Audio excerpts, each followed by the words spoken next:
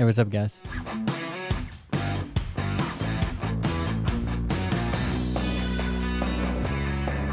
I am smoked. So wore out.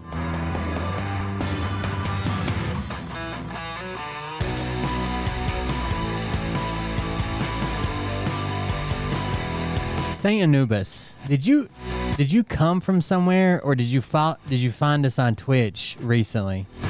Like, were you under a different name on a different platform?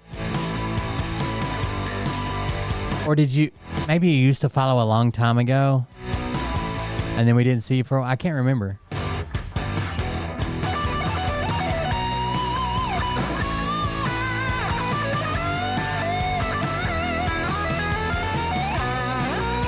Peach over on stage. Okay. I knew there was some backstory. I just couldn't remember what it was.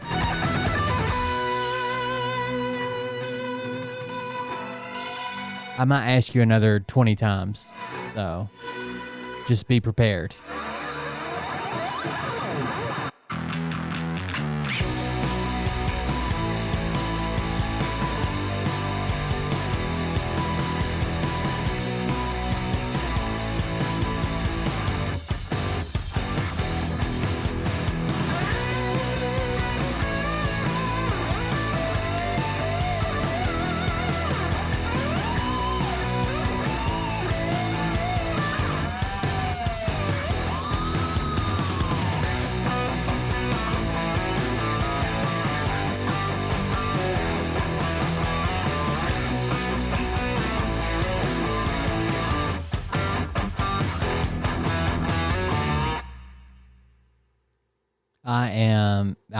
I am dead tired. My shoulders are aching so bad. I like living at the river, and the soil is really sandy, but Jesus Christ, are there a lot of rocks.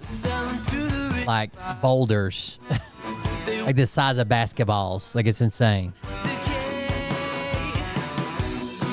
I buried Gilligan today, but it probably took me 6 hours to dig a 4 foot by 4 foot by 2 foot hole. Like, I wanted it deep enough where nothing would dig it up. Like, that would be horrible. But Jesus Christ, I was not prepared for the rocks. Listen up now, because we're never dropping out. I hear you day by day.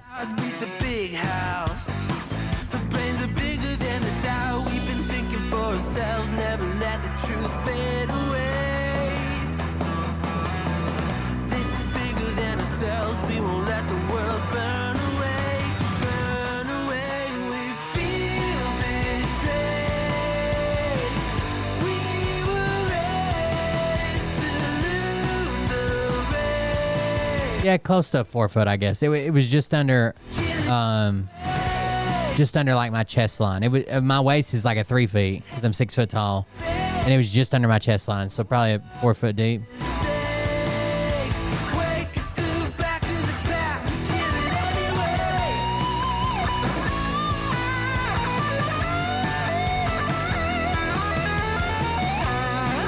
Oh yeah, East Tennessee's bad. The river's even worse, dude. Like, the sandy soil is great for a lot of things. It doesn't have it doesn't have many nutrients in it. I don't have to mow as much, shit like that. Like, but man, do they deposit some fucking river rocks.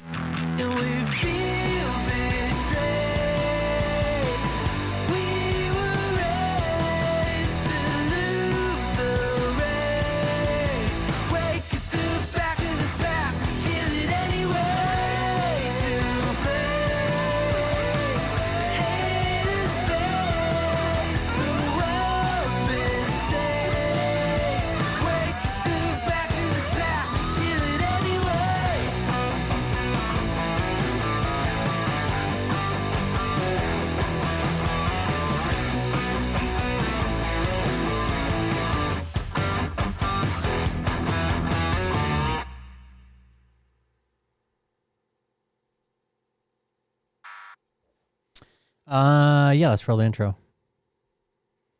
Is chat not hooked up to Twitch? I don't know. Is it not working? Oh, YouTube's separate. Apparently Twitch and Facebook are working, but YouTube's not. I wonder why. Oh, it says stream finished? That can't be right. Hold on, let me look. So, I don't know. It doesn't like to update, restream. That's a restream thing. Because over here it says streaming currently live, stream not finished. March 12th, 11:13 p.m. Streaming to 11 people over on YouTube. Anyways, I'll roll the intro while I'm looking at it. Hey Daddies, it's me, the Linda Binda from TikTok. I wanted to make this video because I wanted to thank you for watching Cold Beer Confessionals with Will Bird.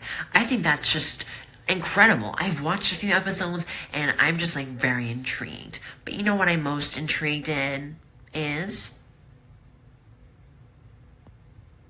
Big Daddy's meat stick. I heard that it's very thick, like a good old German sausage. You know, Linda and her coochie loves that. Oh, never mind. Let's not go there. Anyways, I hope you have a good show and enjoy it as you can. There's a lot of weird things that go on, especially when it comes from the realm of Linda Bindaland. So, enjoy the show. Thanks for watching. Peace out.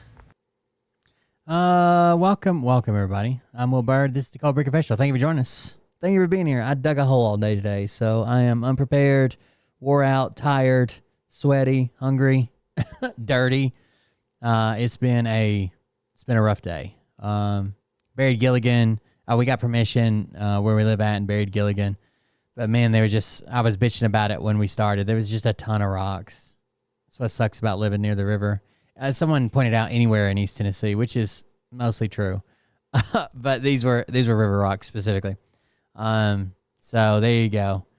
I don't know. That's done now, taken care of. Gilligan was a good dog. I wish we could have kept him for longer, but he lived a long time, 17 years. That's insane. I got this video that I didn't have a chance to play. I want to see it. We were just talking about Elon Musk calling Mark Kelly. I always want to say Mark Taylor for some reason, but Mark Kelly a traitor to the country for basically saying, like, we need to support Ukraine. He called him a traitor. So we'll see. It says Senator shares what GOP did after Musk called him a traitor. It's probably got an ad to it, but I am interested in seeing his aspect from it. Lexus of Kingsport. We don't just sell cars. At Lexus of Kingsport. You're welcomed into the Lexus. Dude, fucking local commercials are just wild sometimes. They're just wild. Kingsport family. And our state-of-the-art service department ensures your Lexus performs like new year after year. Shop from our large... You can definitely tell the difference. Like when you're watching a sporting event and it goes from like national commercials to like to local commercials, you can definitely tell the difference. Selection of new Lexus cars and SUVs. Plus, we have an incredible pre-owned inventory with a wide variety of makes and models. Lexus of Kingsport, where luxury is more... I can see you guys on YouTube. I don't know what Restream's doing currently, but maybe it'll fix itself through the stream. Just a word, it's a way of life. Lexus of Kingsport, East Stone Drive, or online at lexusofkingsport.com. When you got back from Ukraine, you posted about your trip, an incredibly lengthy thread that everyone should read, I think, just of what it was like on the ground. Yeah. Elon Musk responded by calling you a traitor. He did. What? Well, that was a combat veteran. That was kind of my reaction when I was flying over Iraq, getting shot at, or flying in the space shuttle. Never once for a second did I think somewhere down the road somebody's going to call me a traitor. But Caitlin, this isn't really about me and what I'm really not just somebody. Oh yeah, I mean, it's a guy with a lot of power, a lot of influence over this government. I think it says a lot about him. It says much more about him than it does about me. But what really concerns me is veterans that he is firing without cause from the government. These are public servants. I had a disabled veteran in my office. Could you imagine like serving 20 years, getting preferential treatment, getting a job, and everybody's like, well, they were probationary. Everything in the government, tons of people in the government are probationary, right? Even if I've been working for the government for 15 years and never had a bad review, if I take a promotion, I'm going to be probationary. If I change departments, I'm going to be 1 or 2 years probationary. All these, like, it's not just people that just got a job. It's a lot of people that just got the job rather than their first 1 or 2 years, depending on where they work at. but it's a lot of people that got promoted or transferred or changed departments. That's wild to begin with, but then to come back and do even more. I think they knew it was probably illegal the way they did it. A lot of people got form letters that said hello, first name, last name. Like they didn't even take the time to fill in their names, right? And a lot of them had letters that said they were being fired for negative performance reviews, but they don't have any negative performance reviews. They didn't get any negative performance reviews. You can't fire somebody. That's why they're unionized. That's why there's rules around fire. You can't fire somebody for something that didn't happen. Office the other day that had recently received an excellent performance report, and 3 weeks later, Elon Musk fires him through an email because of poor performance. I didn't realize he was about to say that. That's not fair. Fired him without cause. It has ruined his life, and there are 6,000 veterans just like him. We also saw Todd Young and Lindsey Graham pushed back on what Elon Musk had to say, calling you a traitor. Are you surprised that you haven't heard from more Senate Republicans, more of your colleagues? I've heard from them in the Armed Services Committee in the ante room today. What did they say to you? Well, we're kind of joking about it. People are. I got to be careful what I say, in public about what my Republican colleagues say. But we were talking about what he said about me, and it would have been interesting for me to watch. I personally think that the same people, and probably even more now, the same people that hated Trump, right, were never Trumpers or what. I don't think they changed their mind about Trump. I don't think they came around and thought, oh, he's the savior to America. I think they saw, I think they're spineless. I think they saw the movement he has behind him and the threat to primary people with Elon Musk money. And they've got to smile and pretend like they like the guy if they want to keep their job. Watch if you were in there. Which isn't how our political system should be run by a fucking bully, right? You shouldn't be afraid to say something that you believe because you don't want to be heckled on X and then everybody attack you and make fucking memes about you and he gives you a nickname. Like, that's not how that should work. Why? Because they were essentially, without naming them. We get 17 years is pretty old. He was over a year when we got him, and we had him for 16 years. We get along very I love well. Them, but I've got very good relationships with my Republican colleagues, and I would say they don't like. Yes. And they've even got to the point, somebody said, I was in X-Space today just listening. It's appalling how much they don't care about what's happening because it's not happening to them. And even if it is happening to them, there's some of them that are already making excuses like, yeah, they told us there'd be a little bit of pain. Or, yeah, I probably got caught up in this and I didn't need to be, but at least it's hurting them worse. The liberals or whoever they're angry at, the people who made them take a vaccine or the DEI or whoever they're mad at least it's hurting them worse. Like this kind of behavior. The Senate Republicans don't like Elon Musk calling you a traitor. There are a number of them that came up to me to talk to me about this. And yeah, of course, they're not happy with this. But they didn't say anything. I mean, this guy has a very powerful job in the United States government. He's got tremendous influence. After the president, I don't think there's somebody with more influence right now over the federal government than Elon Musk. And he's wasting his time on Twitter. 15-year-old dog. Insulting people, insulting veterans, calling me a traitor, calling other people's names. Is this a serious person? I don't think he is. So why do you give him this influence? And by the way, I think it's really important for the American people to know that the reason he's doing all this, the reason he's firing all these people, is so he can create some room so when they give this big giant tax cuts to billionaires, it doesn't add as much money to the deficit and the debt as it would otherwise. That's why he's doing this. So they can write it off and say, it's hard to tell. They're not going to tell you why they're doing it. They're not going to say why they're doing it, right? Instead, they're going to placate all these other things that they love America. They do this, they do that. Now, Elon Musk apparently was, people thought that he was going to appear in front of Congress today. He did not. Where's the independence of the committee? Where's the legislature? We're an equal branch of government. And you start off with a blather, and yet look at the empty seats here. Where's Elon Musk? I'm sure he's a genius and is a very credible person because of the wealth he's accumulated.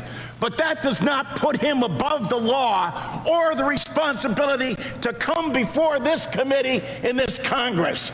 If he's so great, if these plans and all the fraud and abuse that he's found are so eminent, why isn't he here explaining it? You know why. Because he's out to privatize Social Security. That kind of hit hard, huh? They seem very upset about it. I want to see this. It says older millennial debunked, and that's one of my favorite genres. Okay, so normally I wouldn't even address a post like this. Lock in, fuck niggas. We about to fact check this shit. First, if you fuck with me, make sure you hit that follow button. Our goal is 80,000 followers. Let's get it. This is Simple Black Theory. Debbie here said billions of our tax dollars have flowed to Elon Musk. She said that we're witnessing the biggest government heist in U.S. history. Over $17 billion to SpaceX and Tesla. SpaceX is now the Department of Defense's second largest contractor. And while MAGA slashes funding for cancer research and education, they want to increase defense spending. Trump and Musk keep pushing Russian disinformation to distract from the real corruption happening right now in front of us. The biggest government heist in U.S. history.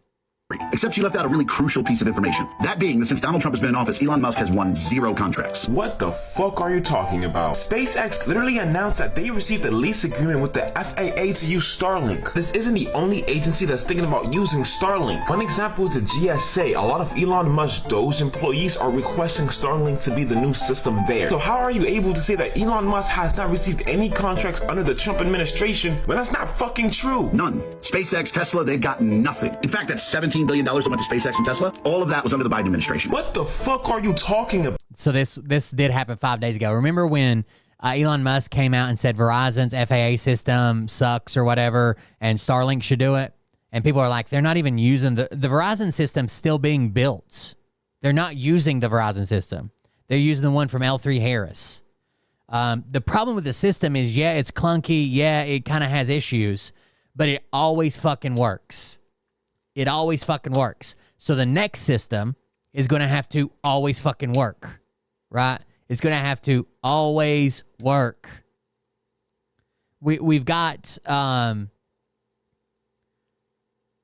people at airports, right? Air traffic controllers that need to talk to other air traffic controllers for emergencies and maydays and handoffs and all kinds of shit, right? It always has to work. The problem with Starlink is it doesn't always work. It just doesn't, right? The weather and other issues, the satellite out of orbit, obstructions, somebody could just park a truck beside it, boom, you know what I mean? Like, it doesn't always work. The Verizon system they're building is fiber, right? It's hardwired. It's fiber. About the $17 billion is how much Elon Musk received from the government since the beginning, meaning from 2015 till now. How the FAA says, "Oh, we're just leasing these. We're just leasing these to Starlink systems, but this isn't about the Verizon contract. It isn't." the fuck are you telling the American people that $17 billion was only spent during the Biden administration? I mean, if you really think about it, Elon Musk is doing the ultimate scam. Blue Force Tracker is on our own satellite systems. And they are geocentric. Is that the word? So not all satellites orbit. We put satellites to geocentric. I don't know. They sync up with the Earth, and they'll stay on station wherever we're using it. Going to different agencies, talking shit about their system, and is trying to replace them with Starlink. And this is why none of this makes sense. Why is an individual who gets It seems to me what Elon Musk is trying to do is partner with geosynchronous. Thank you. It seems to me that what Elon Musk is trying to do is partner with L3 Harris and then say, it's better now. We don't even need the Verizon system. Canceled contract. government contracts, determining if other companies should receive government contracts. But nobody want to ask that question. They're too busy trying to bend and swerve on Donald Trump's D. Nah, that wasn't the greatest debunk, but I did want to see it. Let's check in. I got an update. Important news. Breaking news, everybody. No! Good friend of the show, Sarah. That's my purse! I don't know you! Is safe and locked away. Trooper Sarah, everybody. This is a reenactment of Justin Trudeau last night when he came to take... You can kind of tell by the room, right? You can kind of tell by the room. Plus this weird bunk bed thing we got going on here. The flat, or I guess a desk, but the flat mattress, the door, the white walls, the white ceiling. You can kind of tell by the room. I don't know who picked her up or for how long, but she is certainly locked up right now. This is a reenactment of Justin Trudeau last night when he came to take before he came to take my vitals and asked me if I have any thoughts about hurting myself or others. You know I can't do this to my daughter. So this is Justin Trudeau's impression when he came to where she's locked up for being crazy to take her vitals. By the way, speaking of Blue Force Tracker, I think, I can't prove this, but I've talked to many people about it in fucking command positions since I was in, since I was out. I may have been the first ever person to get a digital speeding ticket on a Blue Force tracker system. In country in Iraq. Maybe. It started off, they were kind of amazed and thought our equipment was broken.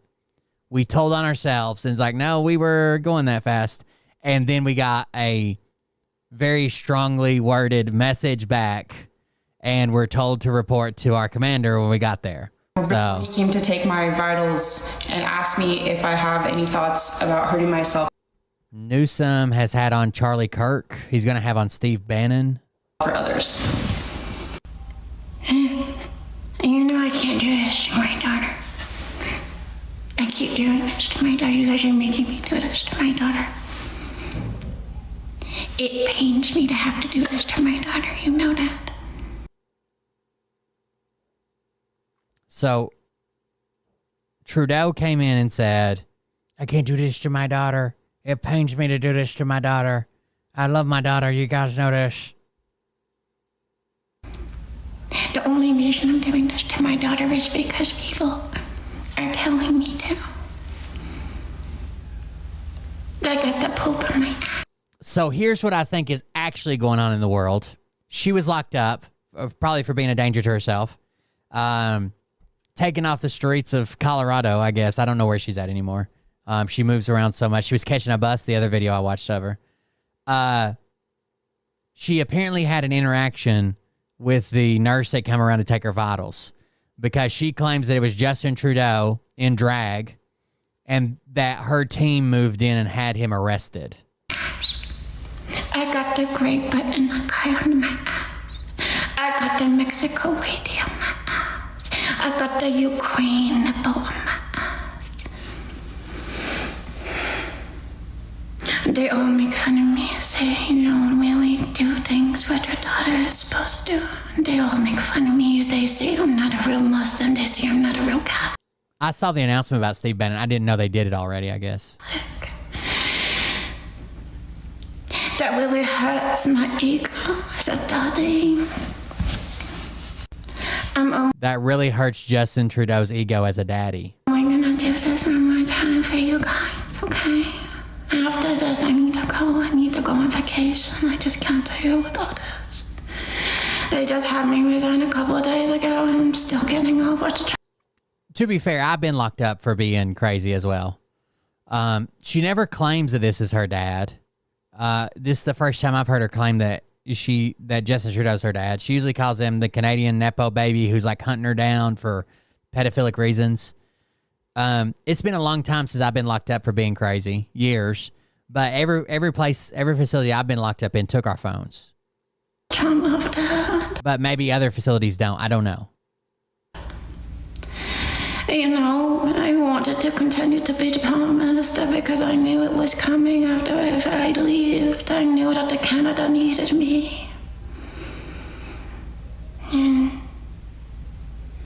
But yes, I will still spread rumors that are not true about my daughter because I really don't like her. I don't like her. She makes fun of me. She says I'm gay, and even though I'm gay, I don't want people to know I'm gay. I don't know why. I think it's because I want their mom to... It's a pretty good Gavin Newsom, huh? Children to know that, like, maybe there's a chance. And also that they can keep feeding me the children for free. I'm the only Nepo that gets children for free because of my looks, you know? I was just listening to this in the background, and I thought he was doing a press conference. She blows my covers and everything about me, about my gayness. The moms won't stand a chance with me. They will say... Justin Trudeau. I'm over here reading about Gavin Newsom and Steve Bannon. I think I keep saying Gavin Newsom. Justin Trudeau. Oh, he's gay, he's gay, he's gay. He's not gonna marry me. And I can't have that happen. That's why, you know, I'm going along with this plan. But if it weren't for that reason, I would leave my daughter alone. You guys know that's the only reason that I'm helping you right now, right? Otherwise, I would just love... I don't have closed captioning turned on, but I think closed captioning was in French. To be in Cancun with like 10 illegal children, sipping on pina coladas, giving them my benzo. She thinks that she was part of a special government agency that was tasked with exposing that everybody in the Canadian government is related and they're all pedophiles. And her cover got blown and she had to flee for her life. And the Nepo Canadian pedophile babies are chasing her down. And they get mad at her because she's not gay. And they want to chase her down and have her body. With like 10 illegal women helping me.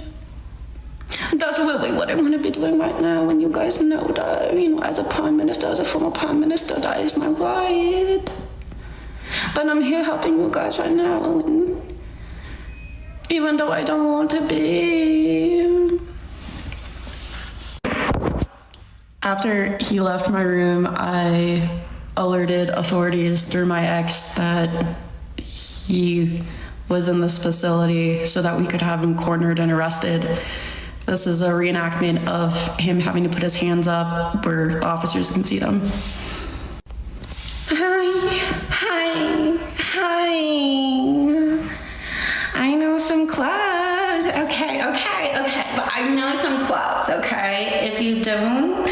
So this is when the nurse, which was actually Justin Trudeau, was arrested.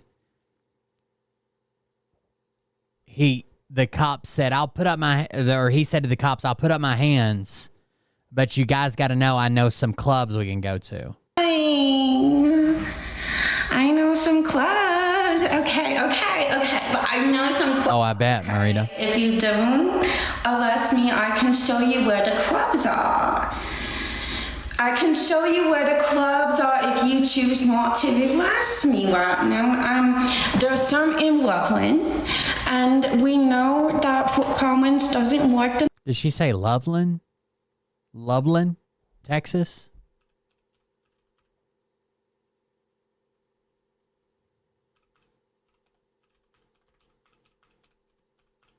I honestly don't know where she's at. She was in Colorado. Loveland is a city in Colorado, I think. Nepos, but that doesn't mean you guys can't like drive like 20 minutes down to the Loveland area so you can see where the babies are. I will show you where the babies are if you just don't arrest me off. Where the babies are. So, also I love boys in uniform. So she's been locked up.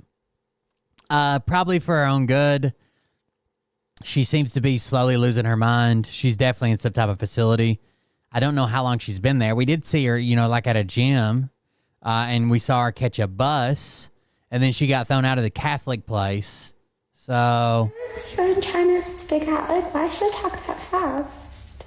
I heard that she might be Indian. She might be like an Indian girl. She keeps saying nipple, nipple, nipple, nipple, nipple, nipple, nipple. Nobody even knows what nipples are. I think we're still okay. You know, I don't know. I don't think that they will blame us if we make her disappear at this time. Because if you listen to the Korean accent she does with the nipples, and she makes the Indian accent for the nipples, she really sounds like an Indian girl. Or the billings are like, once we get the billing, we're gonna fuck those babies. We're gonna fuck those babies because there's no babies between Boise and Billings. When we get the billings, we will have these babies that we paid for right here in Boise. That's what I was saying. That's exactly what I was saying. I was like, there's no way you could be American and like talk that fast. The baby at the same time, if our prime minister say okay, we say okay, we all go okay, and it is okay. dude, I saw her impression reminded me of this. I saw a guy I really respected that I served with say some crazy racist shit. And I really, really respected this guy. And of course it was on Facebook. Like some super racist shit. I don't know. It just hit me the wrong way. Hold on, I'll read it to you without exposing his name. The guy served fucking 30 some years in the National Guard and regular Army. Like, that's kind of crazy. Basically, somebody was bringing up like, if let's finish this video first, then I'll do it. Now this lady wants to come in and tell everyone else we're nipples. We're nipples. Well, what happened last year? Last year everyone was fine. We were still nipples. The water was still turning. What's different? You know, she makes fun of us, and then she just says, oh, it's a part of her First Amendment right to make fun of us. What? I don't think so, you know. You should go back to India, where you're from. That's what I'm saying. Like, go back to where, like, the country where people, like, talk as fast as you do, because, like, we don't understand you. Just send me a 450 order. Send her 450 order. No. She loves this Indian, I guess Indian, I don't know, whatever this other accent is. It's like part Indian, part Spanish. Like, she loves that accent. She just outed all of us. Now we all have Basically, that's every accent except for Justin Trudeau. debited from our account that we cannot get back from all these illegal women that we paid. What are we gonna do now? I think And it's even her Canadian accent. That's the one she uses for Canadian people too. made our point clear that nipples are good people. I was trying to. So there you go, Sarah, everybody. I guess that is Sarah. All right, here's what went down on Facebook. I didn't say anything, I didn't comment, but I used to have so much respect for this guy. So someone was pointing out that Mahmoud Khalil, they said if Mahmoud Khalil was arrested solely for participating or organizing a protest, even one that supports Hamas, is it wrong? Which the only thing I can find, I can't find anything. I can't even find a tweet saying I support Hamas. I can't find anything on the guy. But apparently, I know that he was the negotiator when they wanted Colombia to divest. It's basically like it invests in the stock market. They wanted Colombia to pull their money out of stocks that they believed that supported Israel's genocide of Palestine, right? They were claiming like these weapons companies, these manufacturers, they make bombs, they make guns. These people are supporting Israel. We want you to pull the money out. And this has happened before. There's been other protests where they demanded Colombia pull money out of like investing in these certain places. And he was basically like a negotiator for it. It wasn't even his group. I know people are saying he was the leader of this group. He wasn't. He basically was a spokesperson for it. And it was over 100 different student union groups came together, like a coalition. And I can't find anything he said. And I've seen other people look for any one thing he said, even beg people for things like, hey, send me one thing he said so I can be on your side about it. And can't find it. But anyways, It says if he was solely arrested for participating in organizing a protest, even one that supports Hamas, it is wrong. The administration should be clear on what exactly he has allegedly done. So then this person that I have a lot of respect for says, he FAFO'd. Next question. And then someone else that I don't think these two people know each other, but someone else that was in the military. I don't think they know that each other was in the military. He says, support and defend the Constitution. Did we throw away that sign? Did we throw that away? And that person says, I signed it as an active duty military person.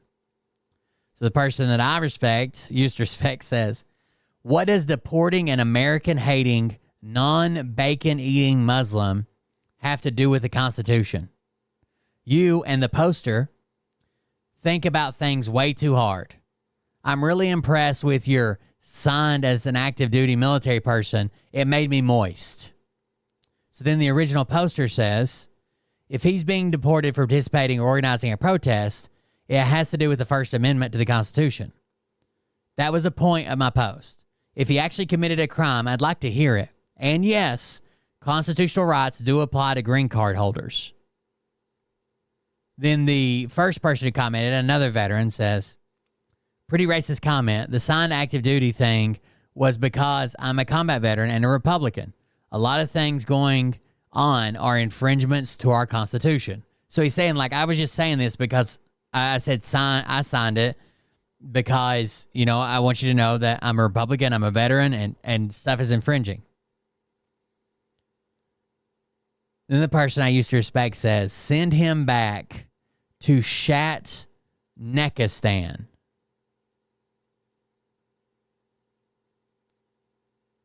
Oh, man, the worst one's gone. Anyways. And then he follows that up with saying, I'm really impressed now. A combat veteran, I'm all for kicking American-hating, riot-causing, greasy Muslims out of our country.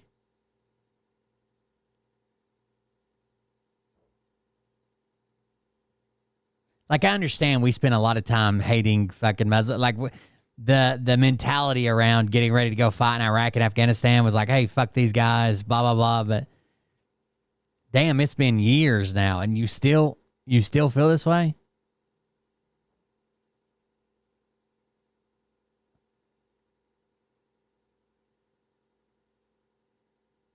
So the original veteran that posted just says, good day, sir. Have a good one. And he says, you too. One of them is actually missing, but that's neither here nor there. That, I don't know. That bothered me. That hit different. That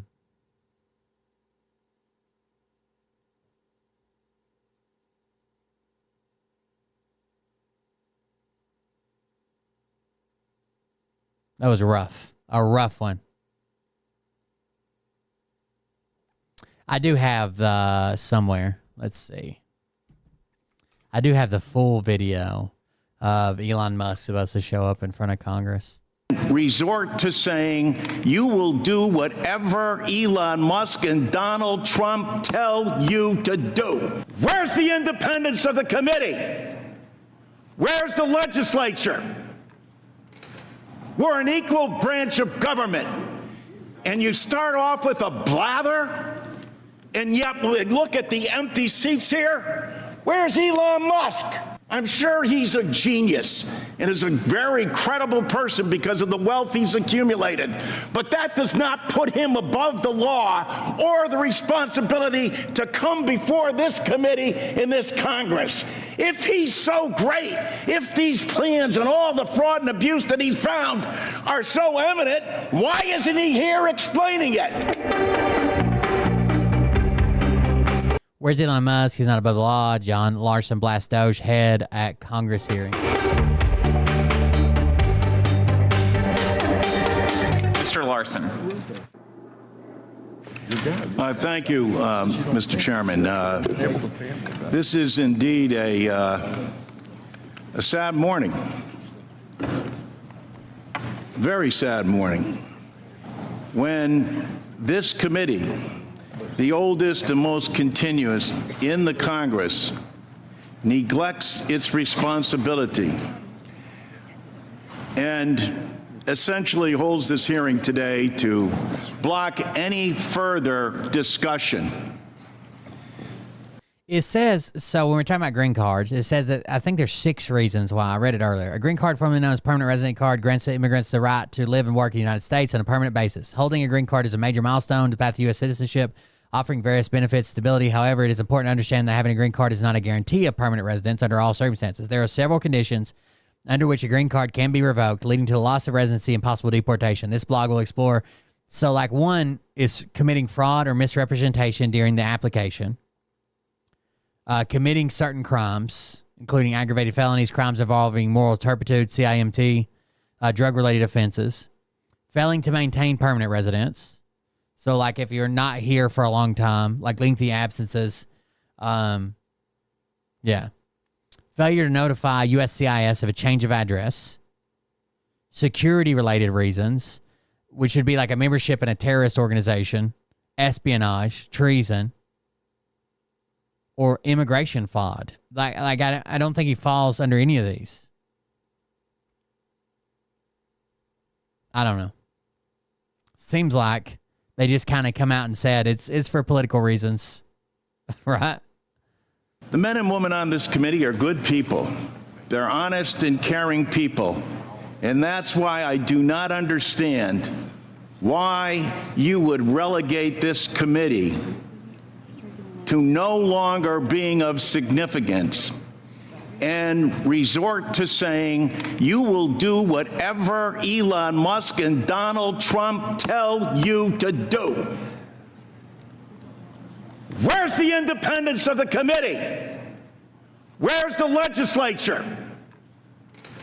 We're an equal branch of government, and you start off with a blather, and yet look at the empty seats here. Where's Elon Musk? I'm sure he's a genius and is a very credible person because of the wealth he's accumulated. But that does not put him above the law or the responsibility to come before this committee in this Congress. If he's so great, if these plans and all the fraud and abuse that he's found are so eminent, why isn't he here explaining it? You know why. Because he's out to privatize Social Security.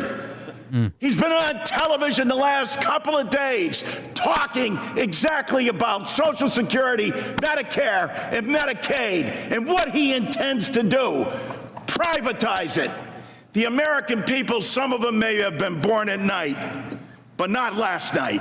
People are aware of this. Every single one of your districts, all the money that comes in monthly, and you have not done, you as a Congress have not done anything in more than 54 years. And now you have someone coming in to privatize a system, something you have longed to do going back to 1982, because Elon Musk thinks that this is the best thing to do. President Trump has called Social Security a scam. When we privatize government systems, what happens?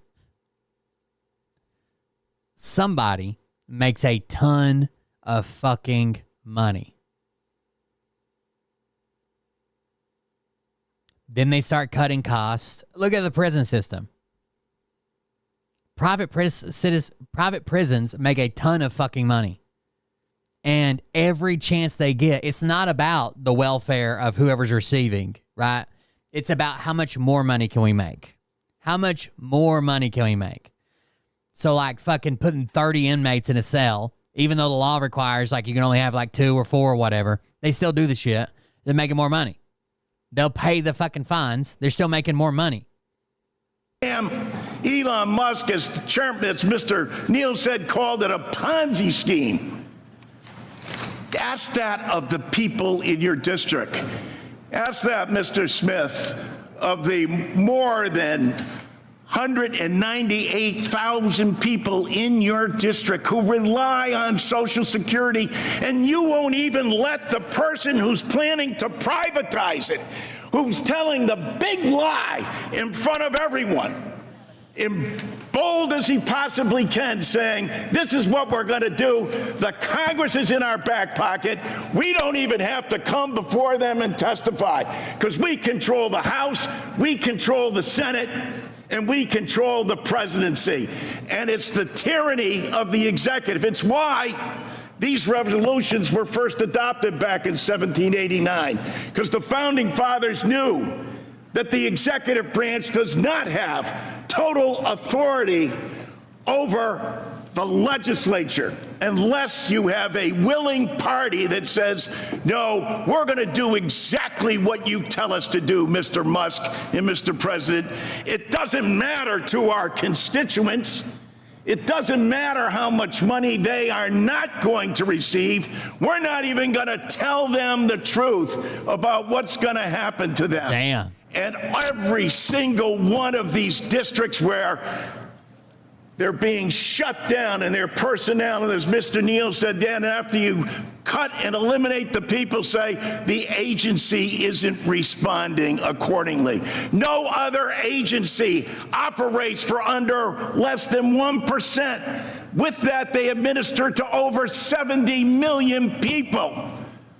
Again, if we do nothing, Social Security is going to be completely funded until 2035. Then after that, it's like around 80% funding itself. It's a lot to do with, like, we had a big baby boom. Those people are retiring. That in large numbers, they're living longer than before because modern medicine.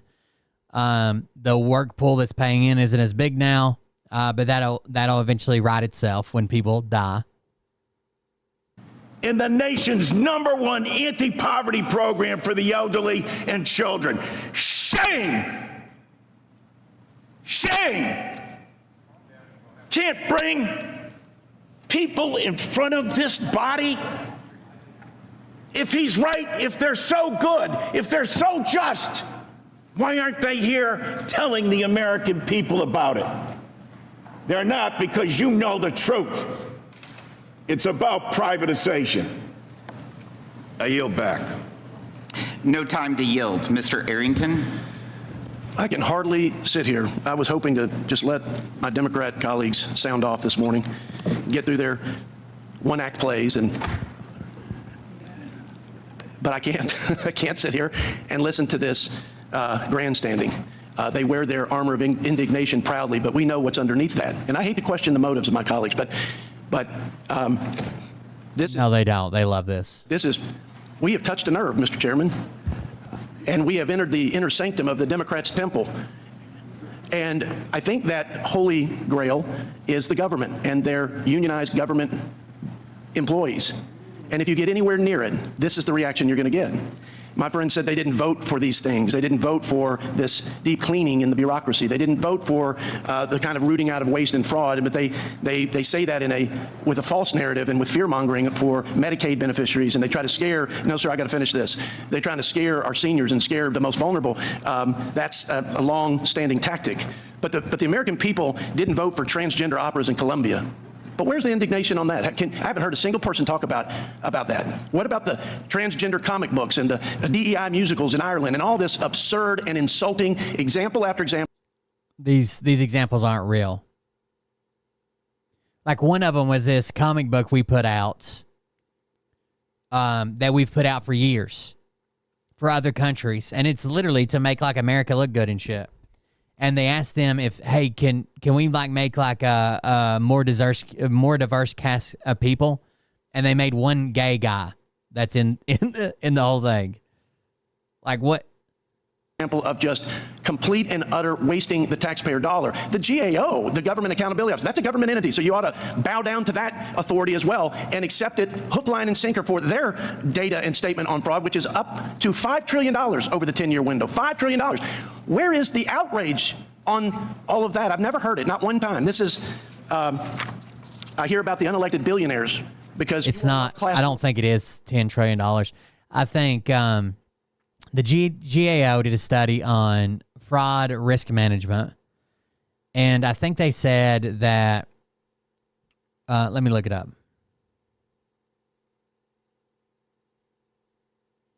No area of federal government is immune to fraud. We estimated that the federal government could lose between $233 billion and $521 billion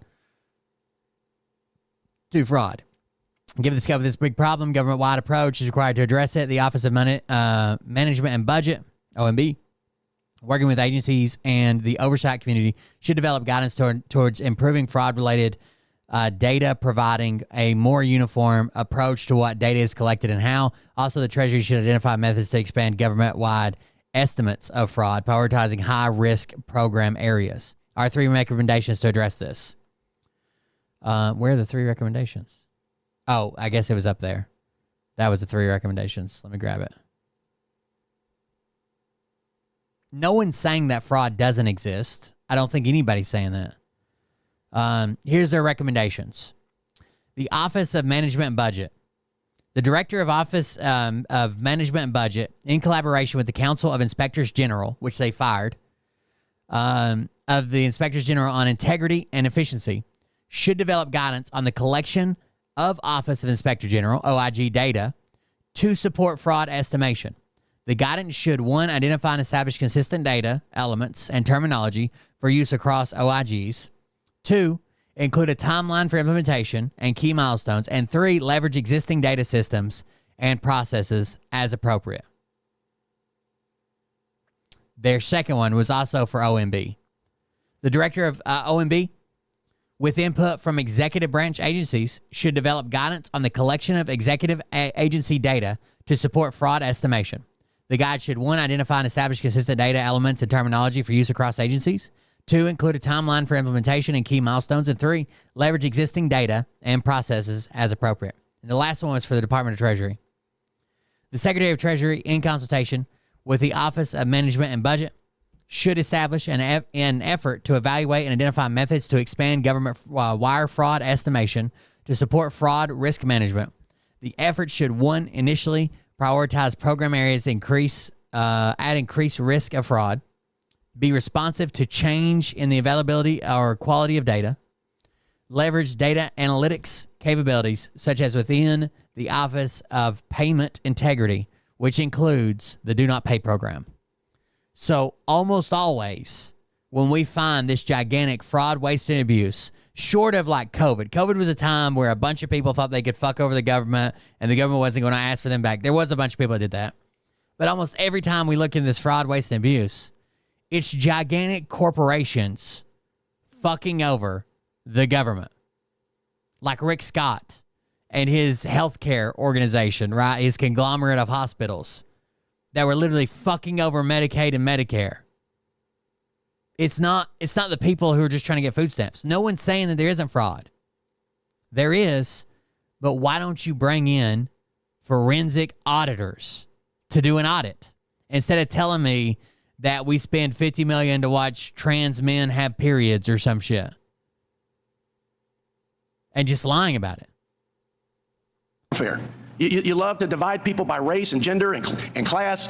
That is the MO. I mean, God, I love you guys as people, but your party's broken and bankrupt, and that's why the taxpayers put this president in office and gave us unilateral, unified Republican leadership, because they want us to make sure that their tax dollars are protected and that they're being spent wisely and that we act as fiduciaries and that the people who were intended to get benefits from these programs are getting them, but not illegal immigrants and not people that are not qualified. I see the list you're holding up.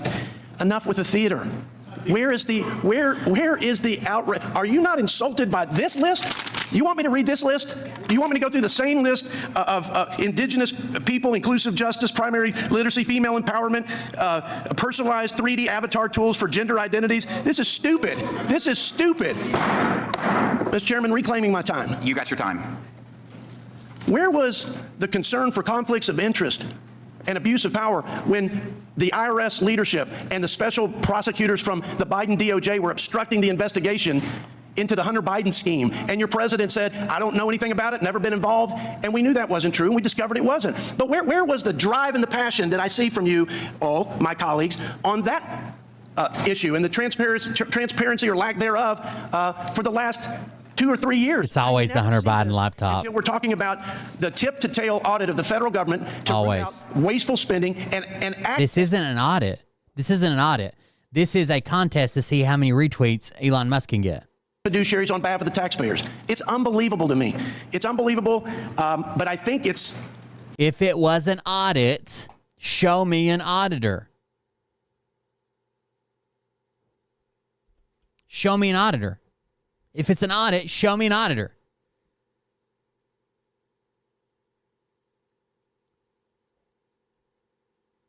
On such display today that the American people in their good judgment are reading right through it just like I am. And again, if you want to wander in the wilderness for 40 years, you're making a good case to do that to the American people.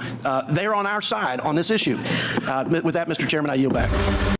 When they're being fed lies about it, I'm sure. The people that are like, well, maybe we should just let them find the fraud, have not looked into any of this. They're like, did you hear about the Transcontinental Railroad? It was a DEI engine up front. What the fuck are y'all talking about?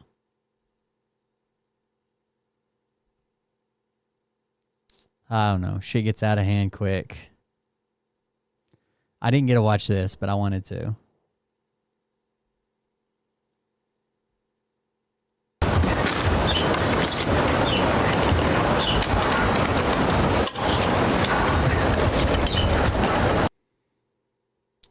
King Trump and President Musk are killing veterans.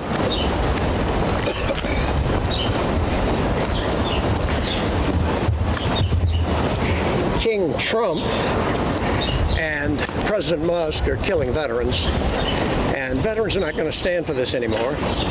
We are marshaling all... Lock self to sign post outside the White House to protect VA cuts. over the country on the 14th of this month at noon. I don't know where that doggone... It's on this side, hanging out over there. We're marshaling on the 14th at noon and marching all over the country to say one simple thing. Veterans will not stand for this any longer. We believe that an unelected leader is killing our fellow veterans, and something must be done. All over our country, people are standing up, making noise in the streets, and stating, we cannot go on as usual. I can't believe how many veterans voted for this and believe in this and don't do any bit of research whatsoever. I know that you wake up in the morning, many of you, my fellow Americans, and particularly my fellow veterans, and you say, something is terribly wrong up at the level of our so-called commander-in-chief. We cannot take illegal orders, and we are sworn to defend our country against domestic enemies. Domestic enemies are breaking our government. Hey, sir, can I ask you a question real quick? Are you locked into that thing, or is it just you just holding on to it? No, you can't get that. No, I'm locked in. Okay, well, what do you, just mind if I ask you, to lock it in? I'm using hardware clamps purchased at a hardware store, and got about a 3/8-inch bolt in here. Can you get yourself out if you need to, or no? I hope so, man. I'm not sure the doggone clip stuff. So you're saying some stuff you got from the hardware store? Yeah. Oh, everything? Yeah, thanks for what you guys do. Hey, and if any of you folks over there are veterans, we are here standing up for you. The Veterans Administration is being trashed by President Musk and King Trump, and we're opposed to that. Thanks a lot here for being here, man. You guys keep us safe. He is pretty nice, isn't he? I'm going to stand for what Trump and Musk are doing to the Veterans Administration. If you see this video, if you can hear my voice, if you know anyone who is a veteran, put it out on social media that veterans are starting to stand up. This lockdown will go on until, I don't know, until they break me loose. They are closing down the leases on veterans hospitals. They are slashing support for veterans at the VA by 50%. Did you guys see where they actually they accidentally, hold on.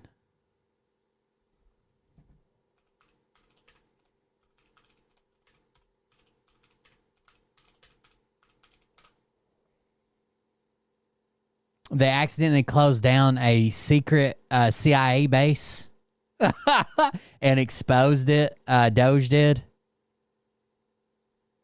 Because they didn't know what it was for. And they're like, we're going to sell some of these properties. And they listed it as one. have already laid off close to 100,000, according to reports, staff all over the country. You cannot take care of people who are in serious medical difficulty, psychological difficulty, by putting them out on the street. That is where we're going, and it is intolerable. Oh, I'm going to They called it a surplus building. They had no idea. There was about 100 of them that had to be removed from the list. Yeah, just take it. Just put it in my mouth. I don't need much. You just ask me that every 15 minutes. Ready? Here it goes. Stop. Done? All right. Put it back. Please, thank you. Yeah, just wet my whistle. I can't keep rapping all day. So, is that good at it? As I told a couple of my friends, my vet and Quaker Men's Group friends down in Charlottesville, I said, of course, this event will be covered by the Times of London. And I believe that they've got reporters on planes coming right now. Yeah, right. But it would be decent. A military veteran, talk to them about their service and tell them they must stand up to protect America right now from the devastations of King Trump and President Musk. Put this on your social media. Be an activist, please. Save the VA.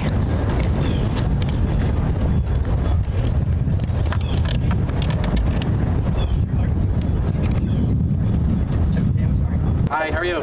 Hey guys, thanks. Are you with like a certain group or anything? Yes, I am. I'm with United States military veterans who have been trained to fight and protect their country. And odds are very strong. I'm looking at two guys. But if you are not veterans, odds are the guys you drink beer with or coffee or green tea are veterans. Because so many guys come out of service, you're well trained, and you go into police forces. I want to thank you for what you do. Appreciate it.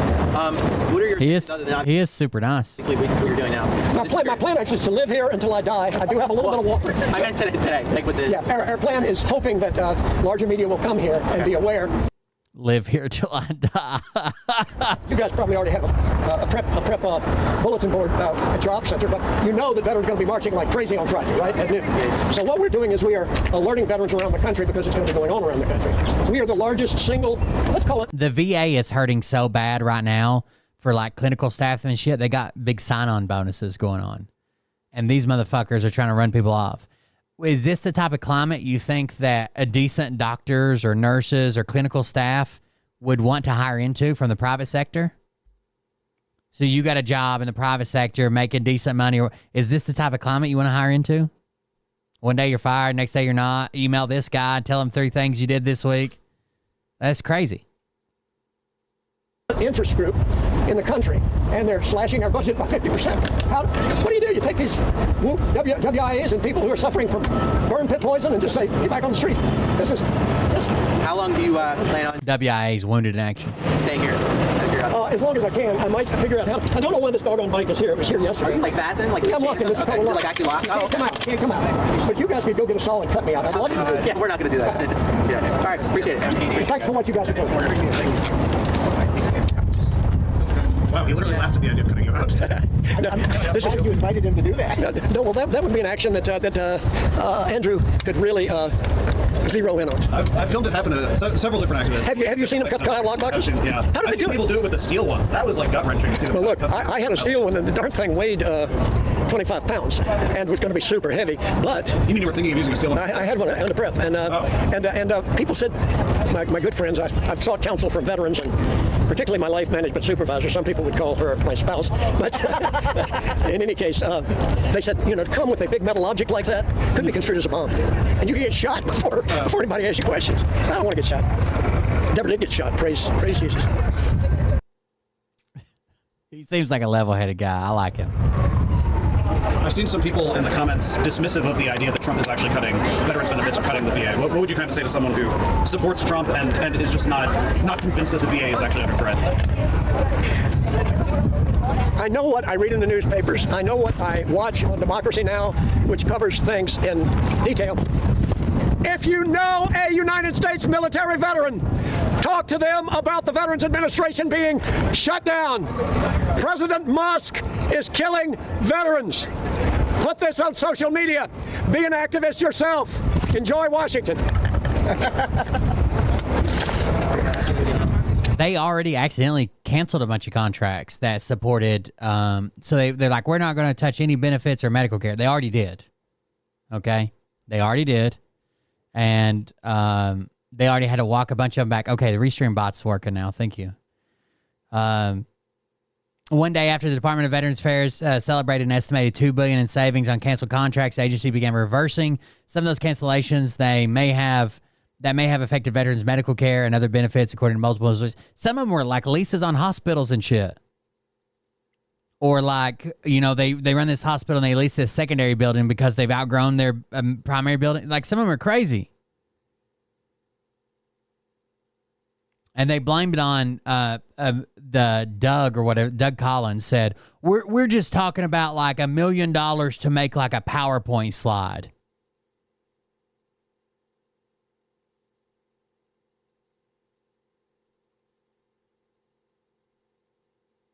I thought about trying to join the Air Force. Like real time trying to join the Air Force. I wish I had a college degree already. I want to fly, and nobody will let me.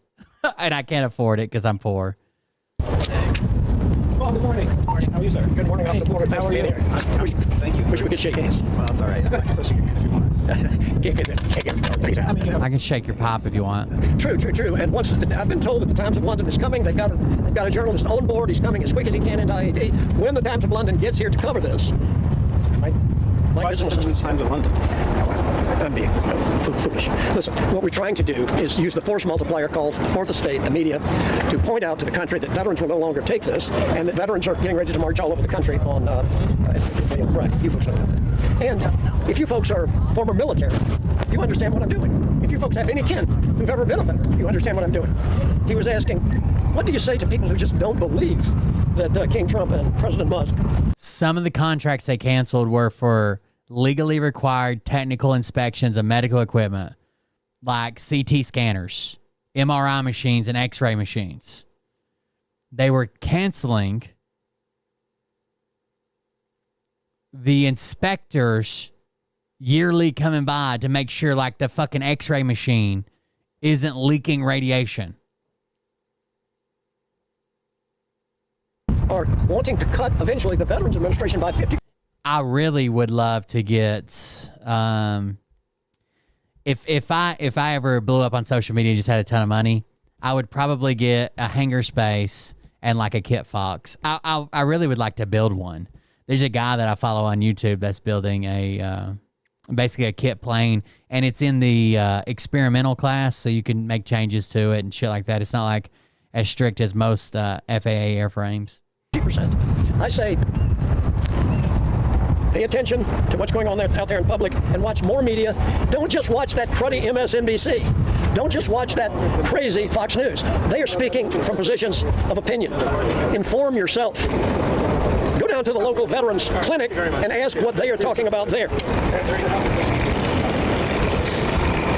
So I think that would be my answer. I promise you, people at veterans clinics can tell you. How long do you plan on being here? I'm going to be here as long as I can handle it. I got 2 legs. I got something to lean against. Yes. They're not using AI. Oh, I don't know if it's AI or not. They're using a search function. So they're typing in the word gay. And like they banned pictures of the Enola Gay airplane that dropped Little Boy to end or kick off the end of the Second World War. Like they're just searching for things and saying, oh, we probably don't need that.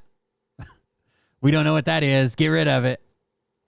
Climb on the bike and, sit a little while. Do you know whose bike this is? I can't figure out. It was been here overnight. Yeah, there's a guy on YouTube that is building an airplane called Whiskey Neat.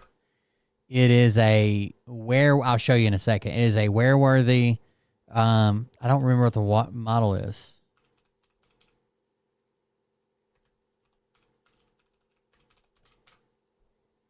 But we'll look it up in a second. I was on yours. Yeah, there you go. I'm not going to do that. I just adhere to be in the spiritual arc of the residents of that house. Hope that they're going to come to their senses, do the right thing. Promises made to veterans are promises being violated now. If you know a veteran, call them and ask them how they feel about the VA being closed down by 50%. Good morning, or afternoon. What time is it? Good morning. How you doing, Sergeant? Are you Officer Rock? Yes. Tell me this. Did you ever see military service? Did you see military service yourself? Oh, no, sir. But I bet you got buddies who did. I worked down on the border for a few years, so I saw different kind of service. Sure. I just want to tell you, you guys do things that really build up the country, take care of the country. I appreciate that. What did you serve? I was infantry trained to lead troops in the jungle, but I ended up. Jesus was watching over me. They put me up on the East German border as the counterintelligence chief of 3rd Infantry Division. And so our job was and I was a two-man control officer on tactical nukes. Our job was when we got the order down this chain to blow the. Yeah, I know what an ultralight is. TAC nuke mines at the Fulda Gap. The Fulda Gap was a serious gap right along the East German border that those 11 Russian and East German divisions were going to roll into Western Europe. And so we were going to blockade so that was one of my... A mild responsibility, huh? Well, look, it was peanuts compared to what was going on with our brothers and sisters in Vietnam. But the point is, anybody who's a veteran has served the country, right? And this business... We just had a little boy blow up in a hyperbaric chamber. 4 of the people then own and run the facility are being charged equipment locked inspection. Holy shit. It's about cutting the Veterans Administration by 50%, but it just can't stand. I think you've read it in the papers. I totally about everything. Man to man, how can you argue with it? But the real thing, coincidentally, happens is Mark Milley, a former military officer, retired military officer, has said we veterans do not take oaths to kings, and we've taken an oath to defend and protect our country against all enemies, domestic and foreign. These people who've gotten into power. One could argue they are domestic enemies. They're not doing things to protect the larger interests of these people walking on the street. They may be protecting the interests of some super rich people. But when they start putting veterans on the street, I understand they've canceled the lease on the Virginia Beach, Norfolk, Maine, this should be of concern to you, David, the Maine Norfolk Veterans Hospital. Now, where do the gigantic number of veterans who live in this state, down there, what do they do? We're going to figure it out. And as Jim says back there, we're going to put them in we're privatizing those hospitals. I'm super lucky to have like a really, really large VA close to me. It's like within a 30-minute drive. But when I go there, I meet people that have driven hours and hours because they might have like a VA within like an hour of them, but it's like a fucking, like an urgent care, right? Compared to like they need to have surgery or something. They drive from all over to get to the Johnson City VA sometimes. Listen, we can't stand for this. I totally understand. Anyway, Mark, okay. I want to take a look at this. Yeah, just stand in line. Home Depot? yeah. I'm glad it's nothing complicated with like, hey, over here. Okay. So you're Sergeant Rock, Commander Rock? God, no, I've inspired to that. I'm just an officer. Officer Rock, I did have steel, and I was right at the process of throwing I've got buddies who were throwing the drill press to put the bolt in place, and I realized, number one, this shit could break my back if I stand up. Steel, we need to quarter inch and that stuff is heavy. Over time, it's heavy. The only way you're going to come get me out is with a blowtorch. But we got some saws I can get through now. Get some diamond cutters. Yeah, you might diamond cut somebody else. Here's the deal. Somebody said, I got a lot of counsel from veterans and close friends and Quakers and members of my United Church of Christ congregation. I'm a member of the Justice Advocacy Ministry of my church in Charlottesville. And they said, look, I'm worried you're going to get shot. I said, oh, come on, I'm not going to get shot. They said, if you've got a big metal thing that looks like this, that can be construed as a bomb. We've had a lot of those around here. So. But I didn't know to call Officer Rock and have somebody tell him. What's your name again? Richard H. Allen. Richard, you want to take a picture of this? I'm trying to see one. You can see the deal. Yeah, appreciate it. But you're okay. You're okay. You're over there, like kind of the white shirt's the boss. Yeah. If you're thinking structurally, inside I've got bolts and lock washers on both ends. So as you okay. Do you need anything? What's the guy in charge? Okay, great. And look. I've been told that some of you guys are real humane. If you can slip over here with just a little shot of behind the carpet, I'm on that. Help me over with the important people. Thanks a lot, man. Shot of bourbon. I'd love for you to just kind of explain what all happened out here today and how do you foresee it ending? Yeah, and they do reimburse you for travel, but imagine like needing like something that's like life-saving and you can't go to your local hospital. You got to drive fucking 5 hours across the country. Like when my dad's brother was dying, he used to go with him down to like Vanderbilt and had cancer and wasn't doing well or whatever. And just the drive was horrible. Like I'm sure that affected his health. You know one of the most wonderful things about the police presence here is so many police personnel have themselves served in the military, been trained in the military, and come out with that continuing desire to serve. And so I've had some wonderful talks with the police who've come over to check in and see what we're doing. They understand what's going on, and a couple of them quietly said, yeah, we get it too. We understand. Well, so many of us understand today that something is not right in the state of, not Denmark, but that's an interesting quotation, isn't it? Something is going on and a lot of pressure is being put on Denmark. Things are problematic in our country, and what we are doing... By the way, don't let any right-wing fucking retard tell you that Greenland, the people that won the Greenland election are on sides. They immediately came out and said they want to be their own state. They don't want to be a part of the United States. They don't want to be part of Denmark in time. Like, they're not ready to throw off Denmark right now, right? Eventually they want to be there, but they have no interest in being part of the United States. Jim and I and Andy and Paul and the others who've been standing here, what we're doing is we're saying you cannot treat veterans this way. So my intention... Yeah, that's crazy. The local VA CBOC has one doctor and two... That's crazy. Like, ours is like, it's right beside our hospital here. It's within 30 minutes of me. And it's about the same size as our local hospital. Like, it's a big building. It's a big campus. There's a bunch of buildings. Here until I was broken out of here and arrested, and I'm proud to face arrest in the name of my fellow veterans and in the name of my American Legion Post 308 in Eagle Butte, South Dakota, where I work and continue to work with the Cheyenne River and Standing Rock Lakota Red Veterans. It's an honor to be a member of their post. What this means, apparently, because the police have said that they're going home, is in a little while I will go home as well. What is unique is that my small group that planned this action find ourselves totally congruent with a mass action that veterans all over the country will be enacting. Yeah, you can also go to, if you should qualify to go to urgent care so many times a year. You can go to the emergency room. It's just a hassle getting all the paperwork over there and telling them like you're covered. The problem with our VA is, even though it has like an emergency department, they don't do trauma of any kind. So if you have any type of trauma, they're going to send you to the hospital across the street. And then you have to get everything transferred. And it's back and forth to the hospital. The hospital's like, well, here's your bill. And you're like, oh, it's supposed to go to the VA. And VA's like, why haven't you submitted the paperwork? You send it 15 goddamn times. They're like, we didn't get it. On the 14th. So, not meaning to be facetious or silly, I've said, well, let's just think about this as an appetizer. Veterans are out here already saying what America needs to know, and that is stand by your veterans. They have stood by you. That was a nice guy. Seems like a decent guy. Here's the airplane I was talking about. He's naming it Whiskey Neats. This airplane I'm building is about to get very real. Over the course of the next few months, we'll be installing my avionics, my Lycoming engine, and my Hartzell propeller. Today, I begin the next step of this building journey by test fitting together the glare shield and instrument panel. For those who don't know, the instrument panel... He's basically building the whole thing in a hangar. He just sent it out to get paint. It's actually a lot further along than this, but I found an older video.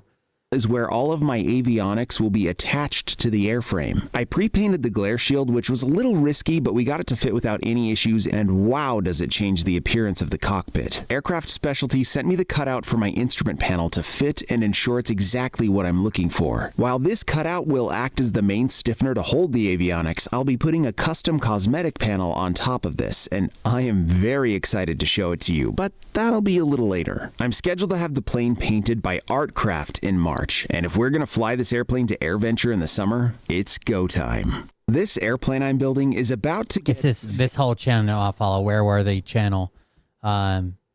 He literally just shipped it off to get it painted. He put in a private runway at a piece of land him and his wife bought for like him and his friends. They do like short takeoff and landing. The cool thing about these is like you can't make any changes to an airplane whatsoever without FAA inspections and approval and written authorization and all this shit. But if you have one of these, it's like an experimental plane, right? They're labeled X, experimental. So like you can't even put a GoPro mount on the wing of a regular airplane because the FAA has to approve it and this, that, and the other, right? But these, because they fall under the experimental, there's actually things you can have a different engine in it, or you could change the wings if you want to, or you could put a GoPro mount on it or whatever.